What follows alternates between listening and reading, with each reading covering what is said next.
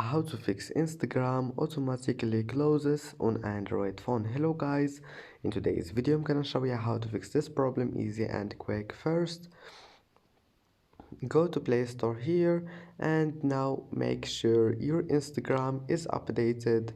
And now let's move to the next step. Go to settings and then scroll down, click apps and then apps again, and here we'll find all your installed apps. Type Instagram, click on it, and now click force stop, and then click storage and clear cache, and then click permissions and give it all of those permissions here, give it all of those. And after that, if that doesn't fix your problem, click storage, clear data, but after that you will need to log in again to your accounts, but that will fix your problem. And that's it for today's video. Don't forget like and see you in the next video.